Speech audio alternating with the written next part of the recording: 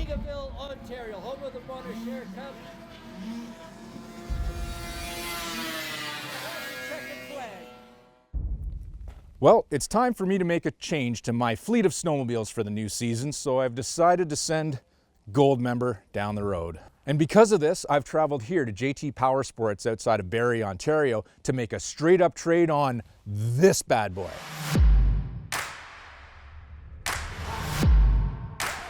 Well, not the Harley Davidson, the Kawasaki.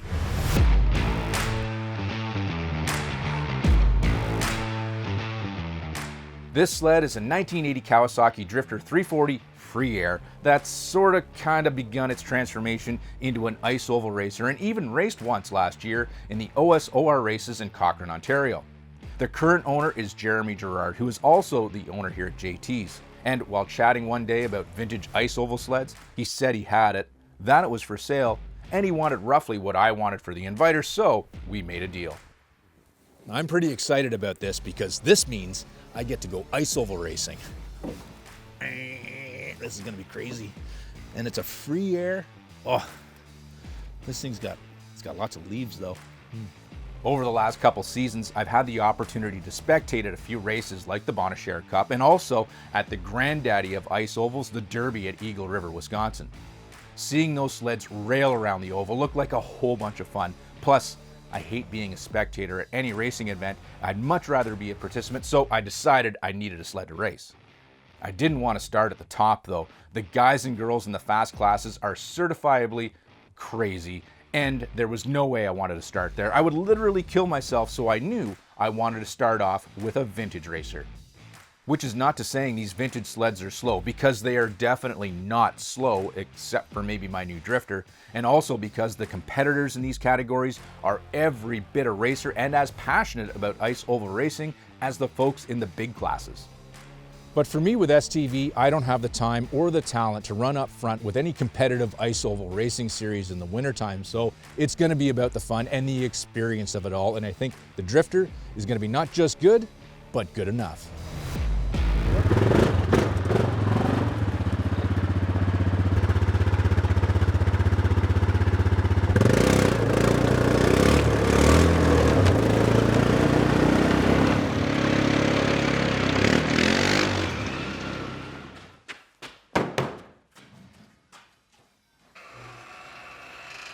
Hey Jeff, look at that. He's already got it on the lift for us. I can't believe it's still here. He's like a fixture around here. He's been here forever, man. I just can't get rid of him, eh? Can't get rid of him. Handy guy, handy guy. Very handy. Yeah, so anyways, I'm pretty happy with the trade so far. This is what I expected it to be. I got a mountain of work to do, but are you happy with the Inviter? I think the Inviter's gonna find a home here with the rest of the sleds and be a real happy camper. All right, so I'm still pretty new at this sled, so walk me through it. How it came to be at the shop, it was dropped off a few years back as a project. I then sent it up to Cochrane to my dad that was getting it ready for a friend to oval race at the Cochrane Oval Races. Mm-hmm. They got it built. So what stage is it at right now for an oval race? Obviously, it's got the handlebars. It's got the handlebars. The track's been studded. Yeah, I saw that. The lube system's been built. Mm-hmm. Tether switch up front. And, you know, a racing seat. I'm assuming it's got carbides. It's got carbides. I do like the removable fuel tank because that makes fueling it super easy. So I'm taking it you didn't run this. We didn't. We ran a few smaller tanks on it to, you know, to make it more racing. Racy, yes. So when I look at this, I think race right away. Now, speaking of racing, how was it in the race? Because did it take the grid and did it drive by a checkered at some point during the weekend? It did. It started and finished a race. That's really all you need. Sort of. Well, I mean, it kind of was slow. It was slow. It's not what you want to hear after you've made a purchase, that it was slow. Well, there's ways to make it a little faster, but it's going to take some time and effort. All right, all right. So it's on its way to becoming a successful racer, but you know, where would you say it's at in this transition at the moment? I would say you're about 60 to 75% there. You still got a little ways to go. I was hoping it was going to be a little closer to 100, not going to lie. But I think it's good starting anyways. So what should I be doing next? Well, I think the next step is to start checking into the gearing, checking into the clutching, Yeah. kind of start getting the right go fast parts pulled together. Now, for the engine, let's just open this up for a second. Yeah. So what's in here? So we've got a Kawasaki 340 free air used in the Kawasaki Drifters as well as the John Deere Spitfires. So the John Deere Spitfires, there should be plenty of parts available for those and for these. I'm hoping that stuff is out there. There is. The Drifter was a little more limited in production. They only built it for 2 years. Mm-hmm. I love the leaf litter. That's extra. Well, we saved it out in the weather there for you, Yeah, I'll clean it knowing up you were later. coming. Yeah, I'm glad you prepared it well for me. It's pretty simple, though. I mean, they are just an old school snowmobile. I mean, essentially, this thing was an upside down conveyor belt with an engine on it, right? Yeah, that's what you got. Now, can you do twin pipes? It brings you up a class, I believe. No, I don't want to do I think that. you're going to have to stay with the single pipe. If you describe it as being slow, it doesn't have to be, running at the pointy end, but it'd be nice to be able to keep up with the fields. So I noticed this is like single carb. Was there the Spitfires? Could you get like a twin carb option for these? I believe so, and I believe we're going to have to go out for a walk in the field and see if we can find some parts. We'll look for one of those. Again, you guys were running like a small fabricated fuel tank or one off of a snowblower or something like that? That's right. Because you're not going to use a lot of gas in this in a race, so it doesn't have to be a big tank, I'm assuming. No. I don't know. I don't know anything about ice oval racing, so I'm new to it. I got no idea. Like, how close is this thing to even making tech? Like, I do see there's a tech sticker here. It did pass tech in 2022. So, your brakes got to work. The brakes are working. Those brakes work? The brakes do work. So, you may need a little adjustment. Okay, all right. And there's no taillight on it. Do you need a taillight? So you do need an LED taillight that runs on a battery. 12-volt battery. Yeah, it can't be connected to the sled. Can't be connected because if the sled does shut down during the race, you want that light on so that people can see you in the snow dust. And I mean, I'm looking at it too. I noticed the track is sort of pitched up at the front, so that's for speed. Obviously, everything about this is all for speed. I can tell. This is like a 50-footer. 50 feet away, it's like, if you squint, it's mint. That's right. Yeah. I do like the lightning holes that are in the chassis here that look like they've been worn out before and then just re-drilled a little farther forward. Well, those are just key features to you got to do working that. on something that's 44 years old. That's how old it is. There's going to be play. There's going to, and it truly is a different experience than a car. Yeah. Where a car, you're strapped in, you're it's somewhat smooth. This is just raw and and it amazes me, like some of the racers that are super fast, like racing the F500s and stuff. Yeah, like it's pretty physical and it's pretty crazy. Oh like, yeah, it's intense. They're like basically when you're thinking nuts. 100 mile an hour. Oh, but I mean, this is fun because you're like, all right, this could, it could still go bad, but yeah, I'm hoping that if you can crash this and then slide to a stop before you hit the hay bales. Yeah. That's sort of what I'm thinking. I jammed on my 250 Enticer the first time. I had built, so there's leaf spring stiffeners you build to stiffen up the leaf springs so that your skis don't kind of pop out when you're turning. I've seen those. They kind of have like it's a piece of like steel that runs down the side. You weld them and So my dad built mine for the 250 and he made them too tall. And so I came out of the first corner, jammed into the belly pan, cut the aluminum belly pan and kept the handlebars like this. So I came out of the corner and straight over the snowbank. Like, didn't even go straight. But it was like, okay, I'm done. Yeah. Like, thanks, Dad. That's good for today. That was, so back to the pits, hammered the things off and tried again. I'm super happy. I think this thing is going to be exactly what I'm looking for. And I'm looking for the experience. I'm hoping I can get to the grid and then maybe drive by a checkered flag at some point during the weekend. And if I do, I've won. But I think in order to do that, we are going to have to go look for some parts. So let's go for a wander and we'll find some go fast parts in the pile. I'm sure there's some around to be had. All right, let's go take a look. Right on. We're going this way? Yeah. All right. So you got twin pipes for that? So Jeff, I think this is our gear department can find you something that's going to make that machine go fast. You can definitely give somebody the gears. Well, you know, we get several racers popping in here, and I let them come in and kind of dig through the wall to try to find their perfect gear ratio. So what is the perfect gear and gear ratio for a drifter? Because I know I'm looking at gears, but I don't know which one would be which. Well, I think we're going to have to do a little more homework, but I'm quite sure that maybe that one's going to work for you. You are a professional. We can go with that. So drop a couple teeth. This is the first key or first part of the puzzle. All right. Let's keep digging for some more pieces. All right, I'll follow you. Right on. 'Cause I don't know where I'm going. Let's go this way. The place is a maze.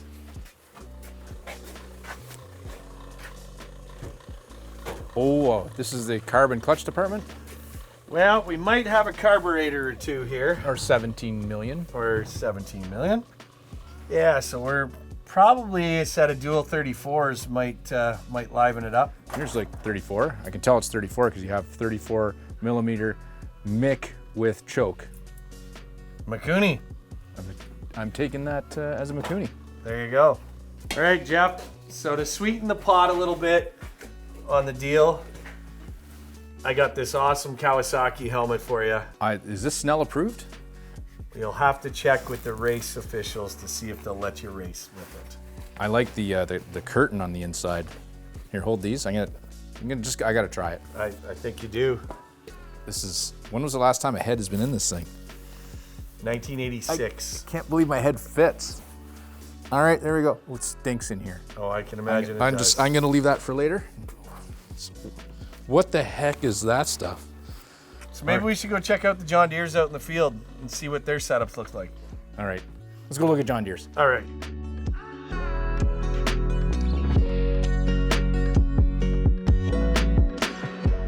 If you're out here picking, that's typically where you get the best deal. Yeah. So you find it, you take it off, and then you go through the effort of taking it off. I make you a smoking deal, and you take it home with you. So we tend to, set baseline prices for certain things, but the majority of that stuff is out in our field. 2005 and older these days go straight to the field. Yeah. Do you replenish sleds in there often, or is it all just... Quite regularly. Actually, you'd be amazed. We usually buy upwards to 10 sleds a week through the season. And, most of them get pulled in there and that sort of stuff. So there's a good portion that does, surprisingly. Yeah.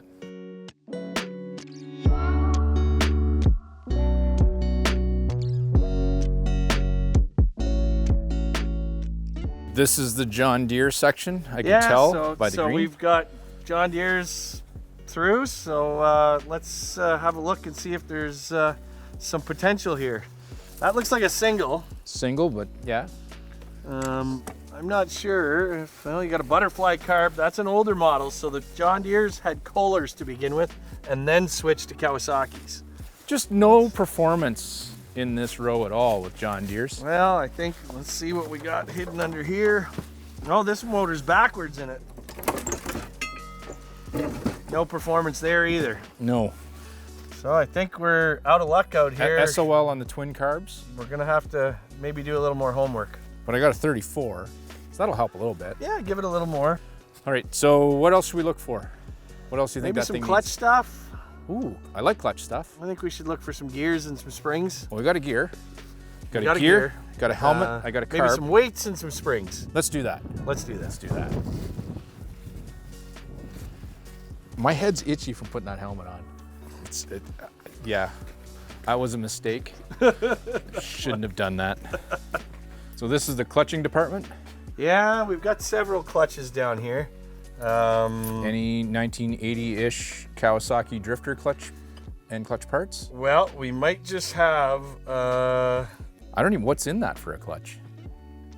It would be an old Comet, I believe, or Comet style clutch. But we can probably find a new Comet around here somewhere that you could take home with you today.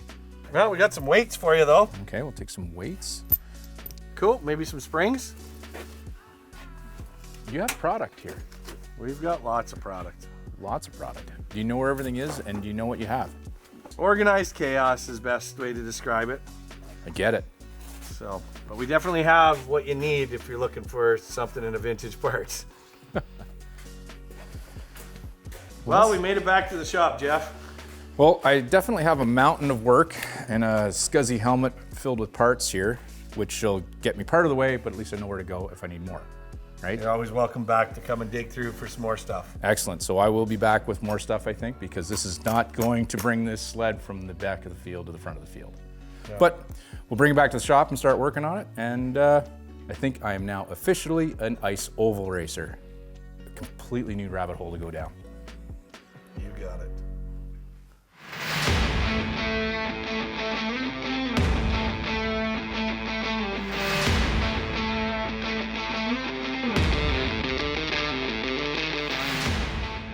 I'm not gonna lie, I already miss Goldmember just a little bit, but I know it's gone to a good home. And despite having a bit of a mountain to climb with the drifter here to turn it back into a functioning ice oval race sled, I'm really excited about the opportunity to go ice oval racing for the very first time, which I'm hoping is gonna be at the Bonashare Cup in Eganville, Ontario, early in February.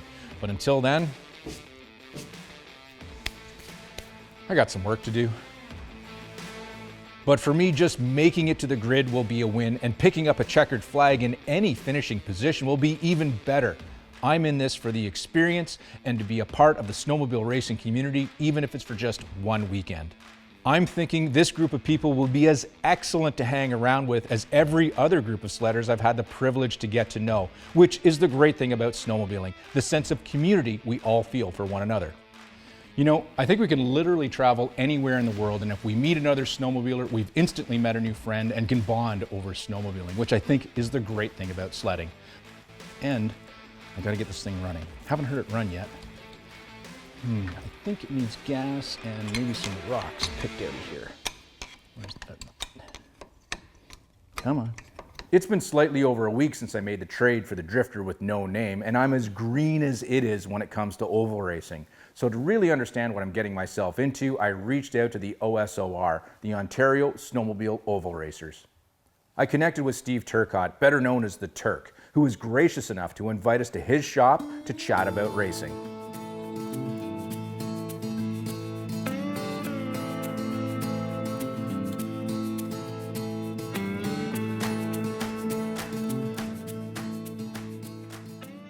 All right, Turk, I'll remove the hood here and you can behold the glory of the 340.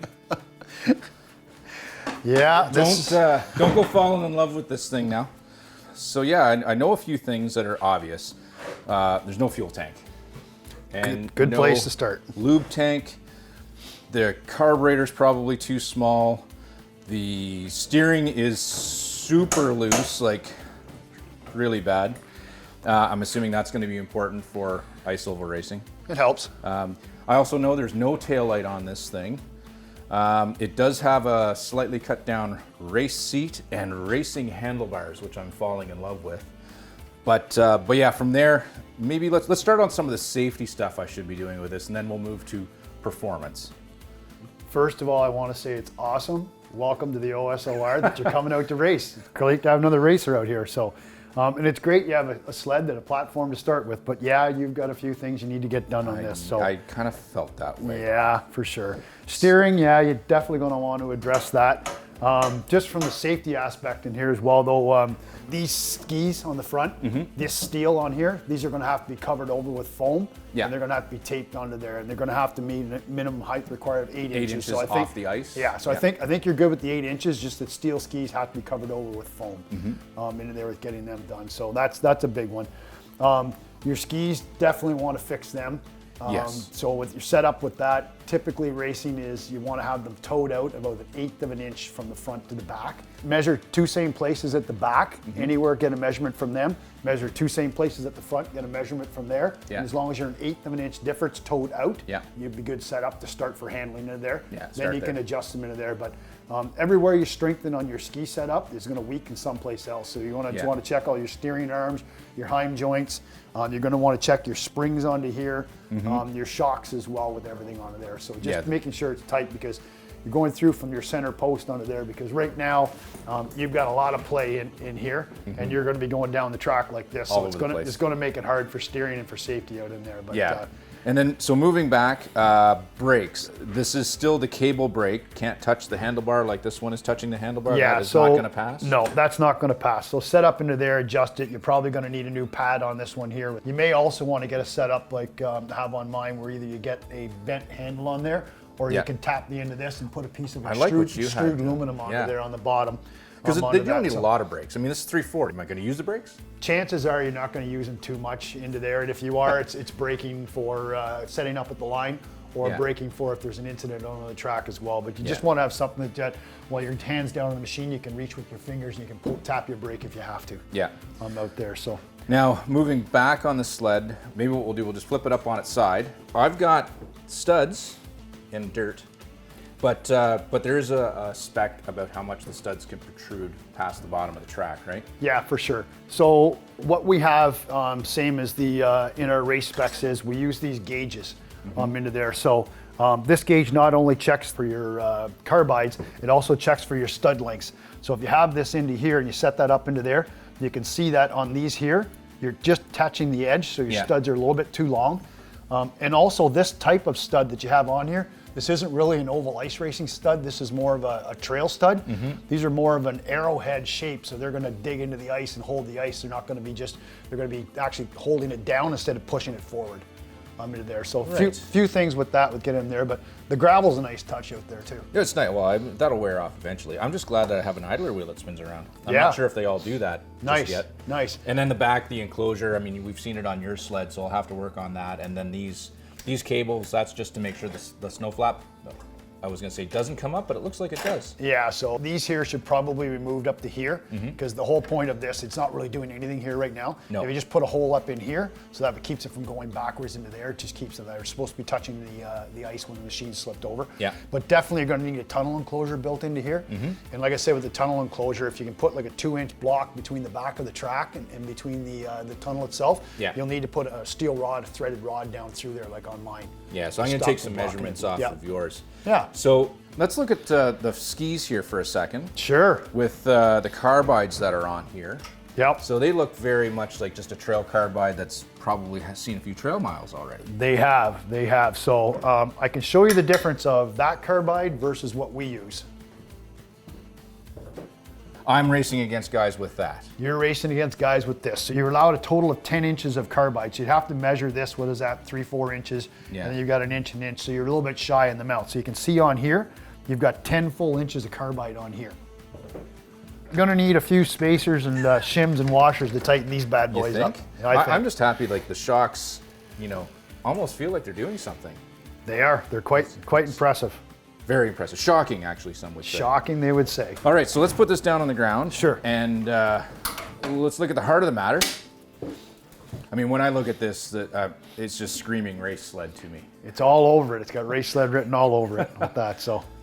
Moving from there, we've got what you've already described as a very puny carburetor on this thing. Yeah, you could stay with the stock size. It just looks awful small, this carburetor onto there, but it definitely needs to come off and get cleaned up. And there you got some bare wires sitting in there. The enrichment circuit is Yeah. not looking good. No. The throttle does actually move though, so that's important. That's a good start. Anything with the exhaust, I mean, this is just a stock exhaust system that's been bubble gummed back together. Yeah. Maybe after a crash at one time. You have to run the stock exhaust in this class. I've got some gears already and springs for a clutch. Yep. That's going to be a tuning thing. Probably going to wait for that. I want to make sure it just is going to function Yeah. before tuning. Once But- you get your cover off in here, you're going to want to look at your belt as well. well, let's do that. Let's do that. So you're running Ultimax belts. I am. So this year I've been fortunate enough there. Ultimax has sponsored me this year, and belts by Timken, and I'm happy with them. I'm looking forward to running their belts this year on my sled. So that looks like it's probably a little, belt deflection is a little loose there. So Yeah. we are going to assume I'm probably giving up some performance. You're probably not hitting your peak horsepower off your engagement with that belt there, just how loose it's set up into there. So Yeah, and yeah, I'd check your belt. There's some burn marks on that there, and you're going to want to then also take your clutches off, clean them up, make sure they're working properly. Check the clutch weights on them, the shims, everything like that. And the same thing with your secondary, cleaning this up and making sure your helix and everything is good on it at the same time. I'm dreaming of a Comet 102C, but I don't think that's in the cards for this year. That's a good choice. That's a good choice with the Comet. All right, so I desperately want you to ask me how this thing runs. All right, Jeff, how does it run? Well, I don't know. I haven't had it running yet. But maybe for just a moment or two here, to give me some hope that this thing is going to run, you have a compression check that we can maybe do? I do. Oh. I do. Maybe it's got no compression. We'll pull one plug, we'll throw that on.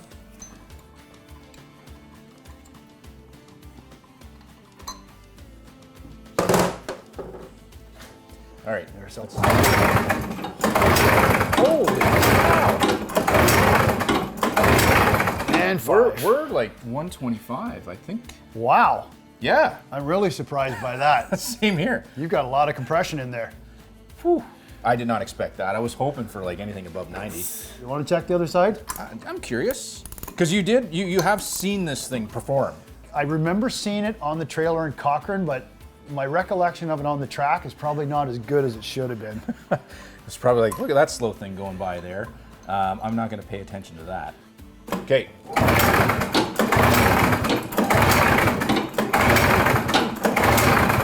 A little less, a solid 120 right Solid now. 120. Hey, you got But- a good starting point there. Yeah, we're in like within 10 pounds of one cylinder to another. And this thing hasn't run for a while, so maybe the rings could be a little dry.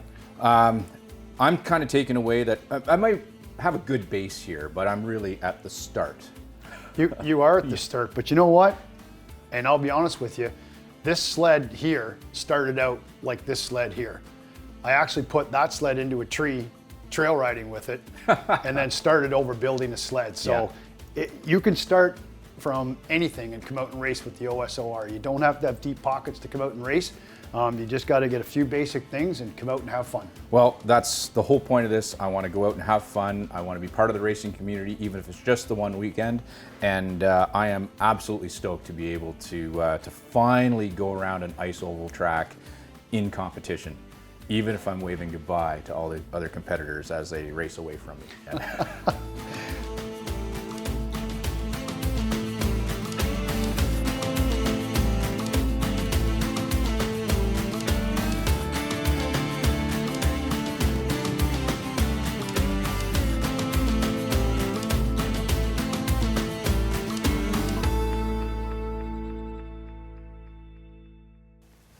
After speaking with the Turk, I'm super excited about the opportunity to go ice oval racing. His enthusiasm is infectious, and it sounds like the OSOR is the perfect place for a newbie racer to start. I mean, they've got a grassroots attitude, and it sounds like a great community.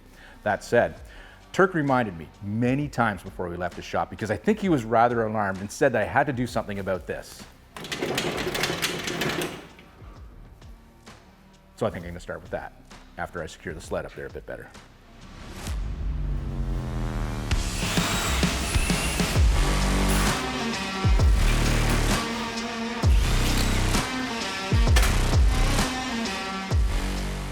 The loose steering, the lack of a fuel tank, the seat that's held on with only a few snaps, and the safety concerns like no taillight or tunnel enclosure are just a few of the items on the list of things to fix. I may have to call in some reinforcements for this challenge, but that's grassroots racing. A to-do list on a piece of cardboard, a bit of a thrash before an event, but also knowing that there's help available from other competitors and crew if and when needed. Racing is obviously different than trail riding, but like the community of friends and family that develops around a riding group, the same thing happens around the track. The passion for snowmobiles is as strong in each group as the other, and I'm looking forward to meeting new friends. You know what? I think my toes are hanging over the edge of the ice oval racing rabbit hole, and I'm about to go down it. I've got a mountain of work ahead of me, one race on the schedule this season, and that's it. But you know what? I cannot wait for any of it. It's definitely fixable. I got a welder. I got a lathe. This is doable. 2 weeks later.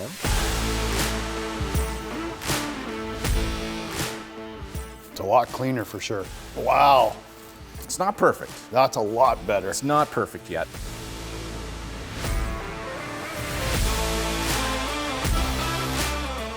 That's it. Don't worry about it. And Good then to have spare parts. If they're plastic, they don't have to be foam. But if they stay steel, you have to 8 inches, but you have to have foam around them and tape them. okay. So you've got one tank for lube and one for fuel then. I'm a little worried because they are tanks from Amazon. That's smart, putting that onto there. Yeah, And you got something to anchor it to. I That's may have great. over-engineered it a little bit, but at the end of the day, it's only got to work once. I bought new spark plugs and they're around somewhere. Where did I go with them? They're around in the shop She won't somewhere. run without the sparkulators. But studs might be another thing that's not just good, but good enough. Good enough, yeah. Did you get a chance to take chain case apart yet? No, that's still a mystery. Yeah. Yeah. Because it might be dry inside. It's definitely going to be a lot safer on the track, and you're going to be able to handle it a lot better as well. But yeah, no, I appreciate you coming out to the shop and having a look at the junk here and adding to my to-do list, which I'm going to have to make a bigger list because I'm running out of cardboard. I have no more room with all the things I have to do. But it's coming together and it's coming fast. So. I think you've turned it from junk into a little gem there now. So a little bit more polishing there, and you'll be right there. This ready turd to go. will be shining. All right. Ready to go. Yeah, perfect. Good job. Yeah, thank you. Well done.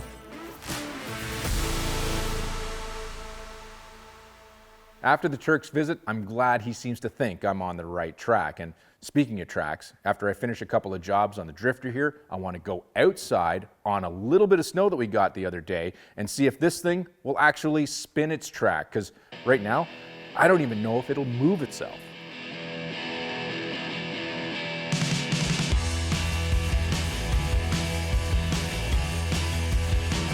Everyone rejects me, even in my best dreams.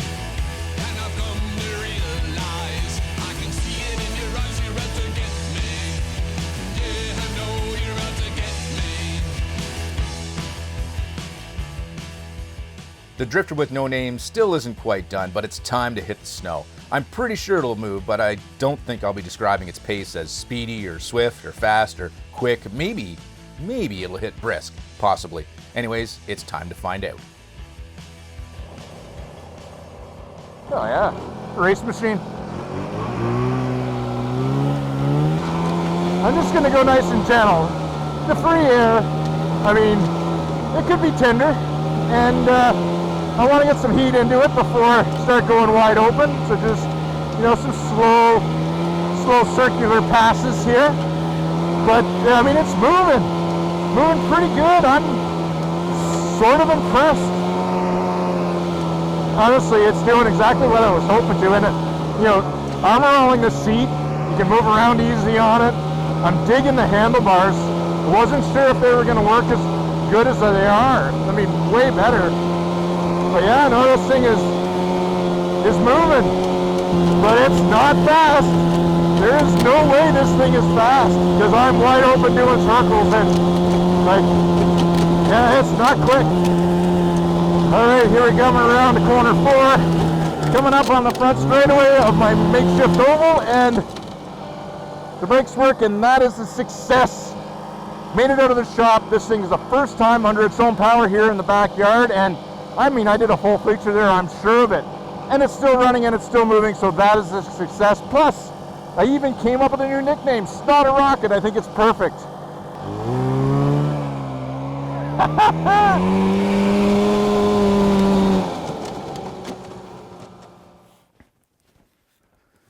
Well, we're back inside the shop from a very successful rip outside, and the next machine I'm going to work on is the drifter that now has a name, and it's Snot a Rocket, and that's because it's green and not very fast. Now at this point, I've got a very limited amount of time before the race and have one more box of parts to install. The first job to do is install the new snow flap. OSOR rules state that the flap needs to touch the ground with the rider on it, and this one is just too short. The new flap is a universal one from Kimpex, and you know it's a winner because it has a checkered flag embossed into the rubber. Now, according to the rules, there should be some sort of a device to keep the snow flap from sailing up like this when you're going at speed down the track. Now, I don't think they were thinking a snotter rocket when they came up with that rule, because the only way this sled is going to go fast enough to sail the snow flap up like this is if it's being towed by another competitor. But we want to follow the rules, so I cut a couple of strips out of the old snow flap, which we will secure down here somewhere, and that should be good enough to pass tech inspection. The next job is another one that's required to race, and that's a functioning tether installed in the electrical system to shut the sled down if the machine and rider were to ever part ways on the track. Now, there is a couple of different types of tether switches out there. Ones that open the circuit when the tether comes off, others that close the circuit when the tether comes off. And if you get it wrong, the results are going to be opposite from what you want. The sled will run without the tether installed and shut off with it in place. The OSOR provides a checklist that the tech officials will go through at tech inspection to ensure you're good to go, and nothing here should be a surprise when you get to the racetrack. A receiver is also required, and what the receiver is a one-way comms device that allows the folks in the tower and race control to communicate with all the racers at once at the same time. Now, this is great if there's a wreck to let people know what's going on, or even just to tell a driver where to line up on the starting grid. Now, there's one more checkbox on the safety and tech sheet, which is overall integrity. And I think as long as the tech inspector doesn't look too closely, SNOT should pass just fine. We're going to go with yes. With just a few more details to gather up, I'm feeling pretty confident that both the sled and I are ready. It's 1 week to the green flag, and I'm getting more excited every day. It's going to be awesome, even if I finish dead last, which is an extreme possibility given the appalling lack of speed that SNOT has exhibited so far. But I don't care, because this is going to check off one other box for me, and that's the race an ice oval on my bucket list. So I made it. I'm here in Eganville at the Bonashare Cup, ready to race with the drifter that now has a name, Snotter Rocket, because it's not fast. Racing has already started. The weather, I think, is going to be clearing. It's going to be a beautiful day. Now I've only got one goal left in front of me, and that's to drive by a checkered flag in whatever position I'm going to be in, probably last. But I just want to drive by a checkered flag once this weekend. But it's racing, and anything can happen.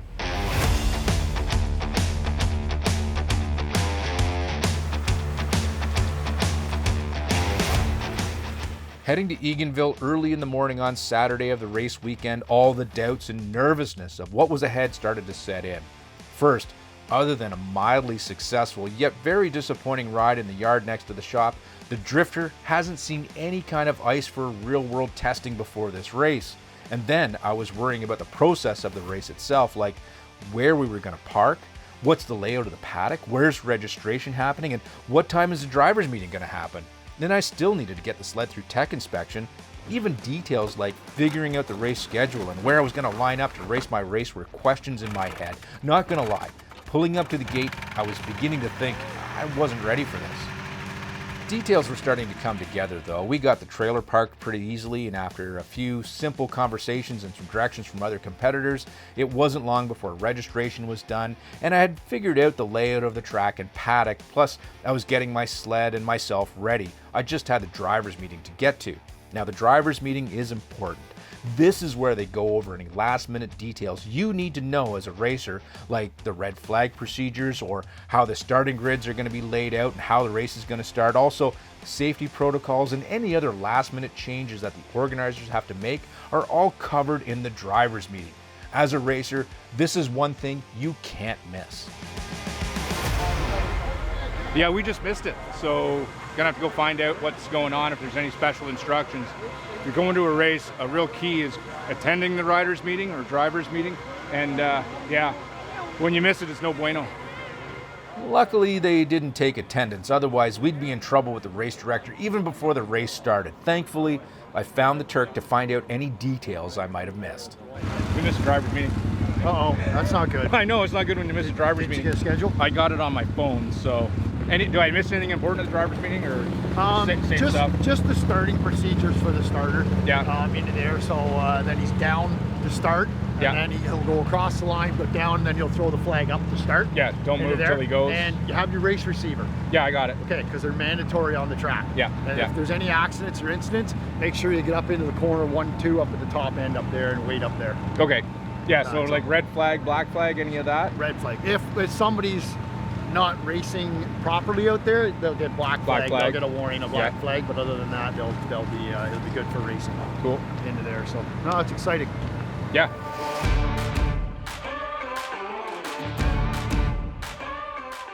Now, even though I missed the meeting, I was making real progress navigating my first race weekend.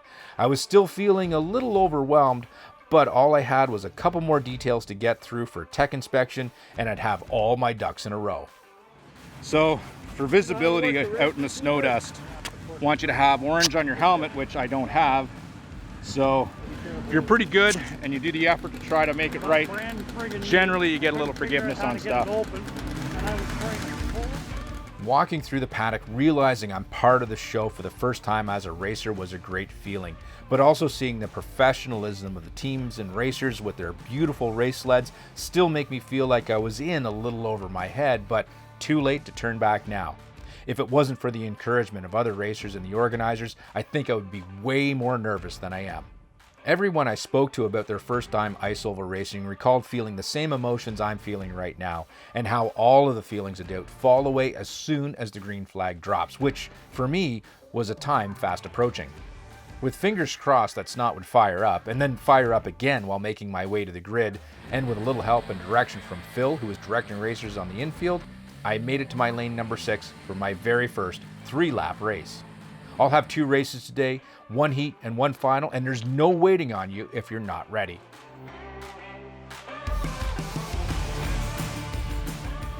My race was next. My heart was thumping, and I was thankful Snot-a-Rocket just simply started up after a bunch of pulls and some help from the team behind me. I was also hoping the bloody thing would stay running, and I was hoping I wasn't about to make a fool of myself. Then suddenly, my lane was moving, and I found myself riding onto the ice for the very first time. I tell you, things look a lot bigger when you're out here. Moving forward, pulling up to the line, it was all coming together. All the work I had done to the drifter, checking all the boxes, getting here, passing tech, and navigating the race weekend, I was finally going to take a green flag. Even the nerves had calmed down a bit at this point, but I was still thinking, is this going to work? And, of course, I hope I don't crash.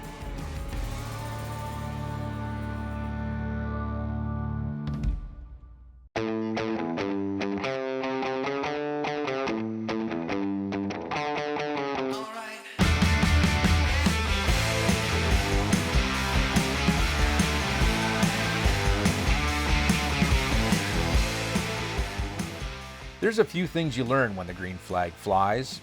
Now, I learned pretty quick that all the efforts and the nerves it took to get here are so worth it when you hit the throttle for the first time, looking down the ice to corner 1 with all those sleds around you. I also learned why ice oval racing is so popular and why competitors love what they're doing. I learned too that racing in all its forms is addictive, and ice oval racing is no different. Then I learned that for myself, I just discovered a new addiction, and I really learned just how slow the drifter is, because by corner 1, I was dead last. All right, so let me describe for you my experience, my 1-lap experience here at the Bonachère Cup. Flag guy goes across, everybody's ready to go, he kind of reaches down, and then green flag goes, everybody takes off, and I knew I was probably gonna, I wasn't gonna get the jump, I was okay with that, but by corner 1, I was solidly, no question, the last sled. It was so slow. It was painfully slow. Anyways, take corner 1 and 2, go up the back stretch. I can watch everybody just walk away from me. I had nothing. Go into corner 3 and 4, still the same thing, but I come out of 4, and then it starts to bog really bad. And now keep in mind, this is the first time I've had this sled that wide open for that long. I'm thinking I got a cylinder going down, so I just managed to cross the start-finish line to at least complete a lap, and then pull in behind on the inside to get out of the racing line, so I'm not going to cause a yellow flag or anything like that. So that was good. At least my problem wasn't anybody else's problem. With a disappointing result from race 1, I didn't want to throw the towel in on the race weekend just yet, so we went to work trying to figure out what went wrong. Looking at the plugs and knowing how the sled nosed over and died on the track, I initially thought we burned down a cylinder. A good compression check said that we didn't, but getting the engine running again, we couldn't get the PTO side cylinder to fire up.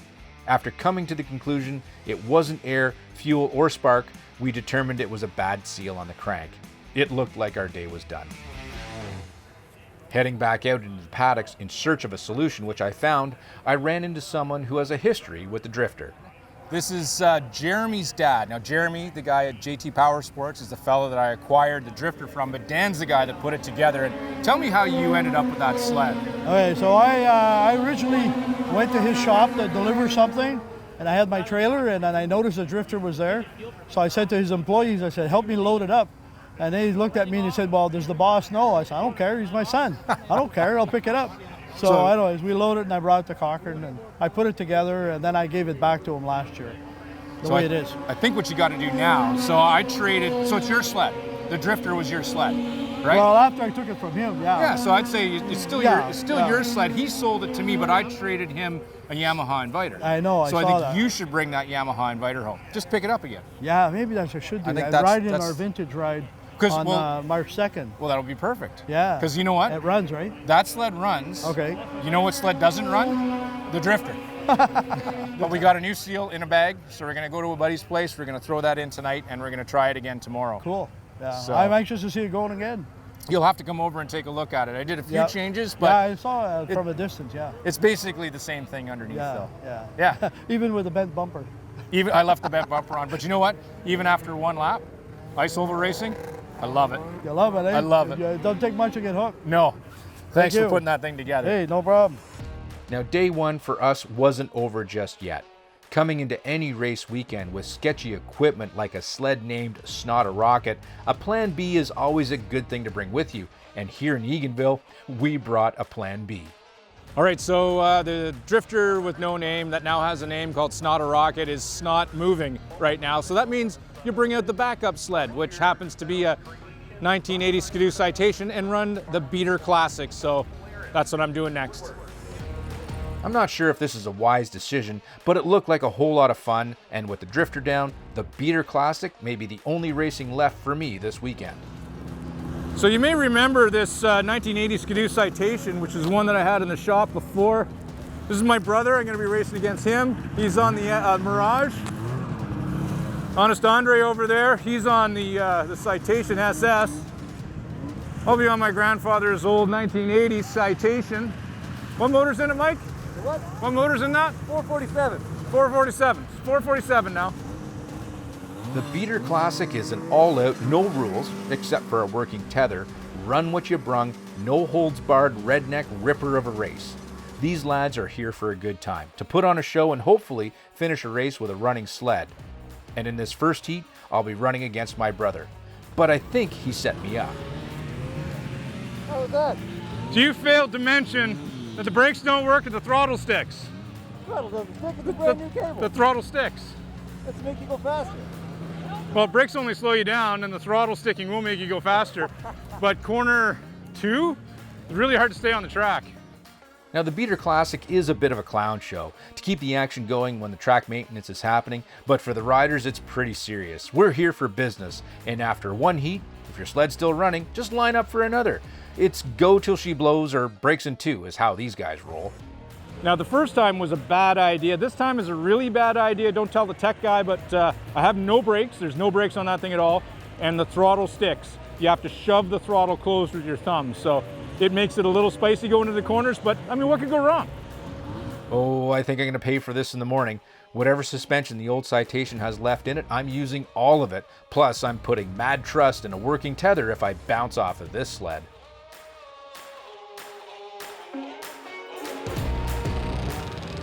I don't really want to admit this, but that was so much fun, and when in one heat of the Beater Classic, pretty good. I got the buddy on like corner number 2, he rolled off the side. I took him on the inside and held him off for the win. But he, when we left the line, he went full send over that first jump. It was impressive. Glad I caught him. I wouldn't have if he didn't fall off his sled. But I mean, that sort of puts a little bit of a cherry on a downer day with the oval sled. At least got to do this and win a heat, so that's pretty good. I'm happy about that. Tomorrow's a new day. Filled with highs and lows, my first ever day one at the track as an ice oval competitor is in the books. And even though the drifter isn't running right now, we're not ready to give up just yet. So part of racing is never giving up. We're here at a friend's shop, Honest Andre's, to see if we can get some life back into this thing by changing that seal right there. Come on in, boys, don't be shy.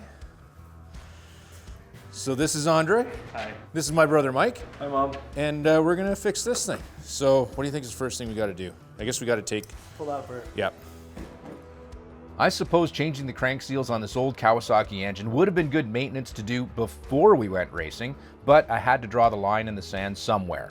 I only had so much time and budget to get on track. It's the risk I took that we're paying for now. So here's what's going on. Your crank has seals on either end, and this one, a big chunk has fallen out of it there, and that's gonna suck air in, which this thing was doing, and it was preventing the PTO cylinder from firing. We found this by spraying a little bit of brake clean in behind the primary clutch as it was running. So it was sucking the brake clean in through that little hole, and it was actually firing off in the cylinder, which is a great way to do that if you're stuck at the track and you gotta do what you gotta do. Propane is a better way of doing that with like a propane torch.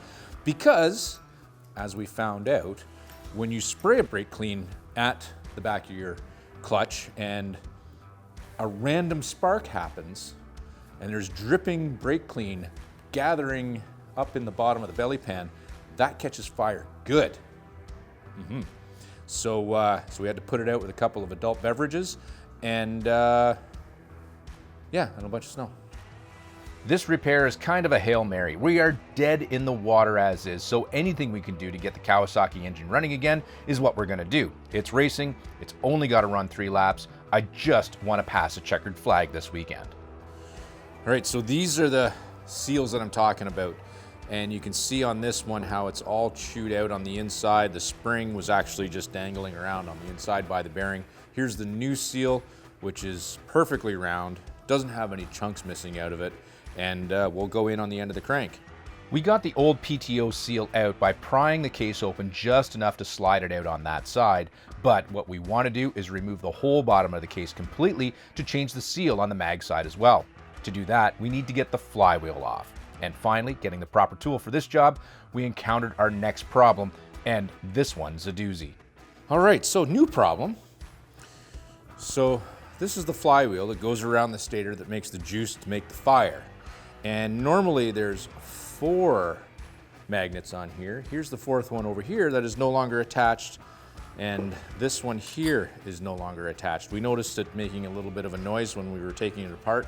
Plan A is to epoxy those 2 guys back in and send it, because if this continues to fall out, we're dead in the water. I have to thank the whole crew for helping me out with this repair. If it wasn't for Mike, Ryan, and Andre, whose shop we're using, I'd have no chance of making this repair to the tired old 340 late on Saturday night. It's this kind of stuff that I like about racing, how friends and family come together to make it happen. And I'm sure this evening will be one of my best memories from this whole weekend.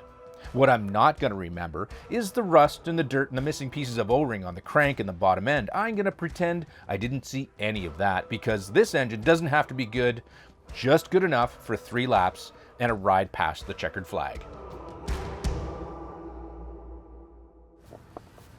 Well, it's early Sunday morning. It's a little crispier, but we have an engine and we're gonna try to get it back in snot a rocket that is currently snot running. I think we're gonna be good. One good thing about old vintage sleds is that they're simple creatures. Getting the engine back in snot took me less than an hour, and I'm feeling pretty good about my chances of success for the day. I have 2 races to get it done, and my bar to measure success is pretty low. At this point, all I want to do is just finish a race.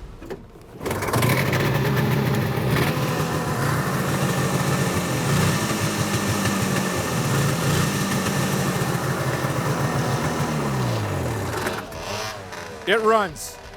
Don't know how well it's gonna run, but it's running, and it kind of feels like it's on 2 cylinders, which is great. Race has started. I gotta get ready because my race is coming up, so try this again. Besides the pressure of getting the engine back in the sled, Sunday's race day felt much more familiar after yesterday's experience. Getting to the right lane on time, I was feeling pretty good about the race. The sled started up the best it's ever started, and when the green flag flew, heading into corner 1, I was not last. It was feeling awesome, but that feeling wasn't gonna last. pop, pop, pop. I'm like, what's that? Go down the back stretch, a couple more pops, but it came alive again, all good. And then going into 3, really started to backfire bad and died. I had to pull over to the inside of the track. Thankfully, I was offline enough. They were just able to throw the caution, so I wasn't the reason for another red flag, just a caution flag. And then, of course, had to get towed back to the paddock here. Luckily, the guy that's on the ATV towing us back, he knows exactly where to go now. So, you know, I didn't have to give him directions. Got one more chance today, late this afternoon, for one more race.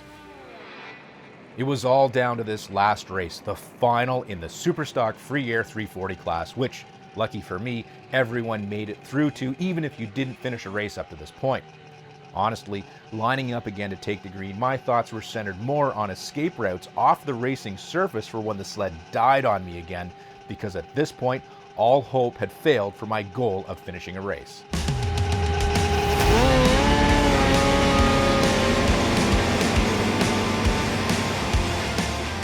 With the green, Old Snot came alive, and heading into corner 1 of lap 1, I wasn't last, and for a brief instant I felt a tickle of that hope return. Coming out of corner 2, that ended as other racers pulled length after length on the drifter as I was left behind in the snow dust. I was really happy when the misfire returned, but going into the first setting of the choke seemed to solve that problem, and lap 1 was behind me. On lap 2, the Kawasaki was getting a little bit more winded, and the misfire had returned, so I went to full enrichment. By this time, we had completely lost the field in front of us, but luckily the field found us again as they were coming up from behind. Exiting corner 4, I could see the white flag for me, but also the checkered flag for the sled just about to send me a lap down. Thankfully, I didn't go a lap down in the 3-lap race, but the final circuit sure was a lonely one. At this point in my race, you could time laps of Snot with a sundial, but at least it was still moving, and hope had returned for finishing at least one race this weekend. Riding out of 4, the drifter sauntered over the finish line and past the checkers. What a feeling of relief. That was the best last place experience I've ever had, and even dead last, this weekend was amazing.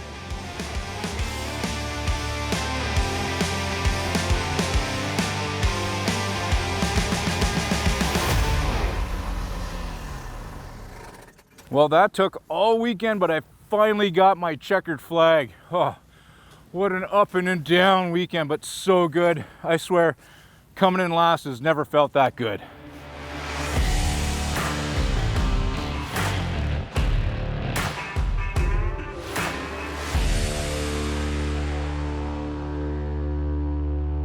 All right, Turk, weekend's done. We're having a relaxing moment here in your trailer. Still racing outside, but I gotta say, I had an amazing weekend.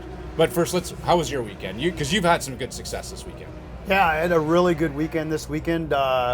Yesterday in qualifying, I was third in my 440 fan class out of 12 sleds.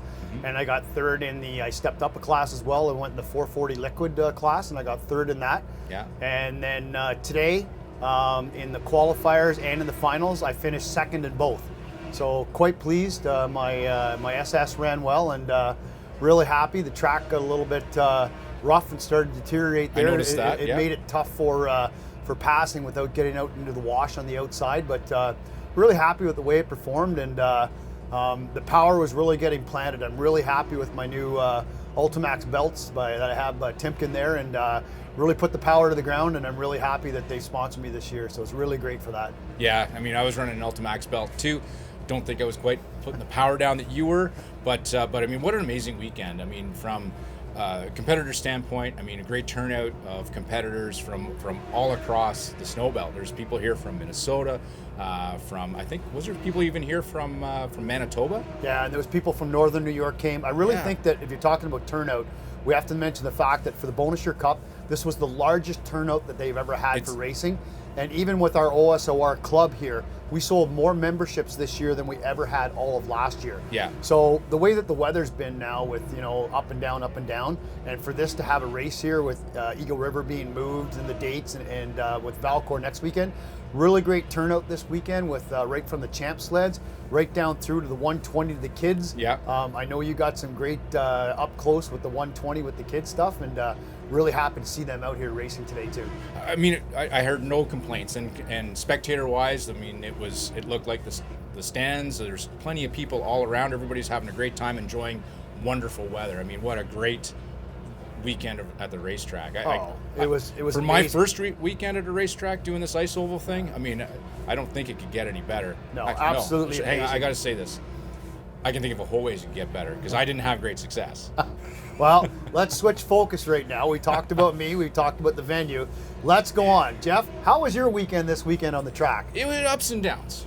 I learned a couple things. You learn a lot of stuff racing. You do. I learned by the first race, by corner 1, that I love it. This is amazing, and I need a faster sled. So I learned that right away. And of course, I went one lap around and the sled died, and then I had a couple of other DNFs. So talk to me about your progression from race to race, how you were feeling, and how you progressed as a racer and as a mechanic and a builder as well. You got into some aspects of it too. Ups and downs, like it's a weekend racing. I mean, you get the highs and lows. You get the highest of highs and the lowest of lows. I mean, we had some trouble with the sled. Learned too that testing is important. If you're going to do this, find time to go testing. Just don't jump into your first race weekend and expect good things to happen if you've never tested the sled. So the troubles that you had with the sled, talk to me about how the family atmosphere built into it and how you got repaired. That was great. I mean, we had troubles, but everybody was coming over. Could they lend a hand? Do you need help? Like moving the sled? I mean, again, everybody was so friendly here, and talk to other competitors about that too. And everybody, it's exactly as you described, that this is a weekend race family. I mean, it is that. I mean, what a great venue for me to start this process as becoming an ice oval racer. I have to say, I had a lot of fun in the beater class. Did that, picked up a checkered there. And you did with well a win. at the beater class. I got a win in the in one of the heat races there. My back is still paying for it. And then I guess I did have success with the drifter, because coming into this whole thing, I said right from the beginning, all I wanted to do was pass a checkered flag. And you did. On the last day, the last race, on full choke, because the thing was popping and farting. It didn't want to run, but I'm like, you better go around this track. It was slowing down every lap. But you didn't just cross a checkered flag. Tell me how you crossed a checkered flag. I needed a little foot action there to You help had get some me foot through. action, and there was a lot of comments about that after. I know people come up there and asking about, does that make it faster when you're going out with the Flintstone kick trying to get it going? No, I just wanted to get across the line because it was sort of embarrassing going that fast, that slow. Yes, it was embarrassing going that fast because it was that slow. Just like your car racing, how when you started out with that and you wanted to get better, you got the fire lit today for oval ice racing. Because you knew yourself, as soon as you did it, your first thoughts were, I want to go faster. I want to do it again. Yeah. I want to do it again. Right now, I think Cochrane is sort of the next race on the OSR schedule. We've got 2 at Spectacle Lake before that. Yeah. And then Cochrane's the last one of the year. Yeah. So I know I can't do the 2 in Spectacle, but the Cochrane one might be able to happen. And I think if you're watching this at home, Cochrane is right around the corner. So if you're in the area, check that out. Yep. Maybe I'll be there, maybe I won't, but you'll be there. I'll be there. I'm going next weekend. I'm going to Valcourt to race there, so I'm excited about that. It's my first time at that track. My goal was this year to do the 4 big tracks. I wanted to go to Eagle River, which got postponed. I wanted to do Boomville, which got postponed and canceled actually. And now we did Eganville this weekend, then Valcourt. So at some year, hopefully, before I have my 5th grandchild, I'll be looking to get in some 4 big tracks here. But I'm having fun. I'm learning every time, and it's great, passing the knowledge on for people that have taught me, to helping out new racers like yourself, because I love seeing when people grow at the same time with racing. Yeah, and I mean, what a great series to grow in. I mean, it's not, really heavy on cost to get in. You can do it, on a reasonable budget, and come out and have a lot of fun. And just, look at myself with the drifter. I mean, the good thing is I got only one way to go. I can't get any worse than this weekend. It can only get better. So. I've enjoyed our time together, and I'm not that far removed from being a beginner myself. And can we really call it the Drifter anymore, or what is the official name now? Well, it's because I had named it, but you renamed it. Yeah, I renamed it Snotter Rocket. You had it. What was your nickname for it? The Grinch. The Grinch. It was Sparky before that for the previous owner. Yep. I looked at it. It's green. My niece actually gave it the name Snotter Rocket because it's so slow. So with that Snotter Rocket, again, it may get shortened to Snot because it's green. But I think snot is a good descriptor for anything that you want to describe that sled as. I mean, it's not fast. It's not very pretty. It's not a nice color. It's not working right now because after that race, I think I blew out the seals, the center crank seals. Yeah. It barely ran to get back to the trailer. We tried to fire it up to get it in the trailer. It's not running. So But right now it's not running. No. And it's definitely not a rocket. But so. on the other hand, let's talk about all the things that you did get done. Out of your list that you had, your huge list, you fixed your skis, you fixed your gas tank issues, Yeah. you've got steering fixed up, you got your tunnel enclosure built. Yeah. You came a long way with that sled, and you got to give yourself credit for that because you made the line, and that's what you planned on doing. I made every green. So did. I got to every grid, Yep. which was a goal. Again, 3 DNFs, not so, that wasn't on my goal list, but I did get the one checkered. And I mean, it was just, even though it was dead last and it was slow and it's not a rocket, I was super stoked to go and buy the checkered flag. But think of the story now. Started here, and where are you going to end up? Oh, yeah. Overall, great weekend and Yeah. absolutely enjoyable. If something like this is what you want to do, just go out and do it. You don't have to spend a bunch of money. You will have a blast, and there's plenty of folks that are in the OSOR like Turk here that will help guide you along your way and really make you feel part of the family when you come out to a race like we've had here at the Bonashare Cup in Eganville. And even if you don't know that you want to race, come out to a race as a spectator. Come out to the pits, come and look around, come and talk to people and see what it is that you need to do to get out and race, because that's where you'll get the fire going. And once you see what racing is about, you'll want to be part of the OSOR as well. And maybe we'll do that again on a future episode of STV, so keep watching. Oh. Love it, man. Abbott Costello just playing. Sorry I took the lead. I wanted to no, ask I his mean, question. like, we got a new host for the show here. Suddenly you're looking at the camera, delivering advice to the folks at home. This is great. I'm thinking, perfect.